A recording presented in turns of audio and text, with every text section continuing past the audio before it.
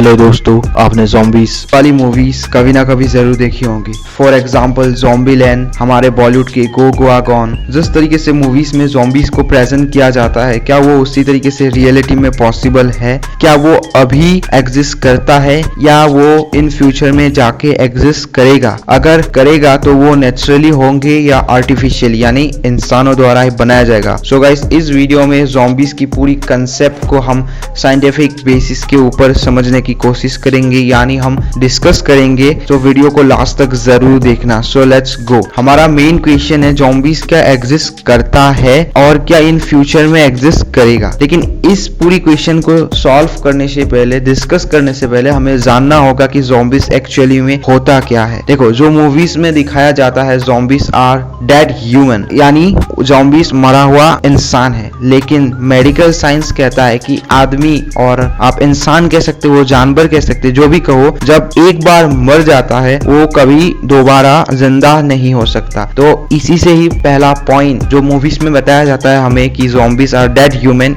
वो point cancel हो जाता है। मतलब ज़ॉम्बीज, एक आदमी जब मरता है, एक इंसान जब मरता है, उसके बाद वो ज़ॉम्बीज में कभी बदल नहीं सकता, क्योंकि मरने के बाद उसका कोई एग्जिस्टेंस, कोई वजूद इस दुनिया में नहीं रहता। सो गाइस, ये एक पॉइंट।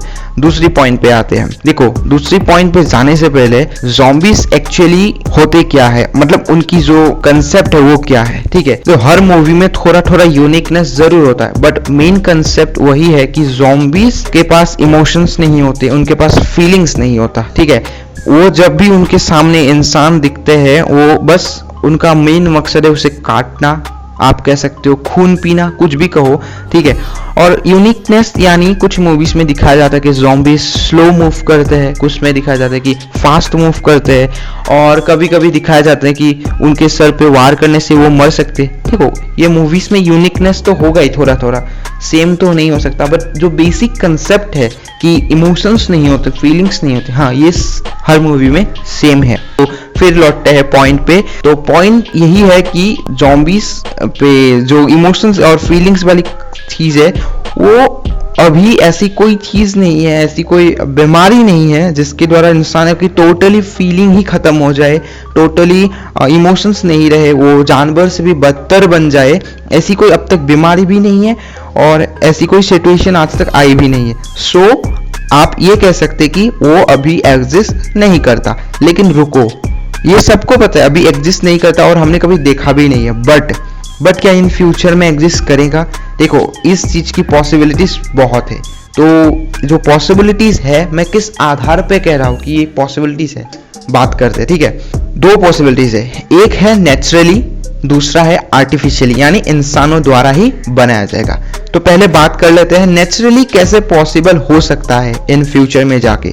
तो नेचुरली पॉसिबल हो सकता है बाय कोई ऐसी वायरस निकल के आ जाए, ऐसी कोई बीमारी निकल के आ जाए जिसके द्वारा इंसानों की पूरी इमोशंस, पूरी लॉजिक, पूरी जो हमारी ब्रेन की थॉट है, यानी हमारी सोचने की जो तरीके, वो सब खत्म हो जाए।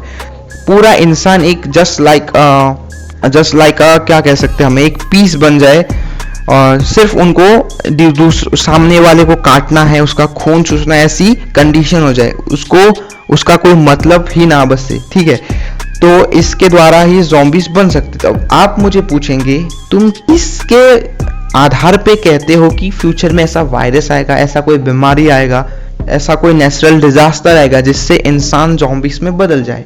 तो रुको, 2019 के नवंबर से पहले किसी को पता था क्या कोरोना जैसी कोई वायरस बीमारी आ सकता है? ठीक है, कोविड-19 जैसी कोई वायरस आ सकता है? किसी को पता था? कोई सोचा भी नहीं था कि ऐसा कोई वायरस आएगा, ऐसा कोई बीमारी आएगा हमारे सोसाइटी में, इतने लोगों की डेथ होंगी, कोई कल्पना भी नहीं कर किया था, है ना? उसी तरीके से इन फ्यूचर में भी नेचुरली डिजास्टर हो सकता है, ऐसी कोई ऐसा वायरस आ जाए इंसानों को पूरी तरह से खोखला कर दे। ठीक है, तो इसकी पॉसिबिलिटीज है। और जिस तरीके से नेचुरल बैलेंस गिर रहा है, और ऐसे तो लगता है कि जल्द ही ऐसी कोई वायरस फिर से आएगा, तो ये बात पॉसिबिलिटी में खत्म हो जाती है। मैं 100% दावा नहीं कर सकता कि होगा ही होगा, लेकिन पॉसिबिलिटीज बहुत है, क्योंकि कोई कह नहीं सकता। कोरोना के बारे में भी किसी ने पहले बताया नहीं था, किसी को आइडिया भी नहीं था ऐसी कोई आने वाली है, लेकिन आया ना। ऐसा भी इन फ्यूचर आ सकता है। और दूसरी बात पे आते हैं, क्या वो आर्टिफिशियली होगा? ऑफ कोर्स आर्टिफिशियली जरूर हो सकता है, क्योंकि देखो आज से 10 साल पहले जो मेडिकल साइंस थी और आज जो मेडिकल साइंस है, दोनों में जमीन आसमान का फर्क है।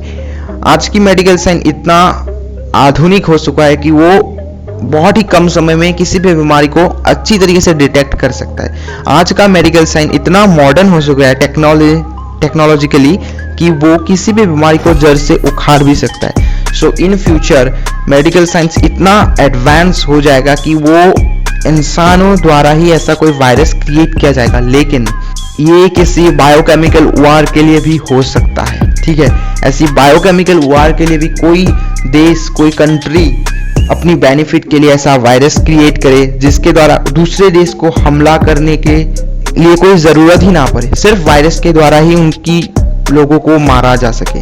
सो गाइस, इंसान अगर एटॉम बम बना सकता है, अगर हाइड्रोजन बम बना सकते हैं और अलग अलग टाइप के न्यूक्लियर वेपन बना सकते हैं, तो ऑफ कोर्स इन फ्यूचर में कोई ऐसी बायोकेमिकल बना सकता है। जब तक इंसानों में से लड़ने की फितरत खत्म नहीं होगी, तो ऐसी कोई बायोकेमिकल वेपन बनने की चांसेस बहुत है।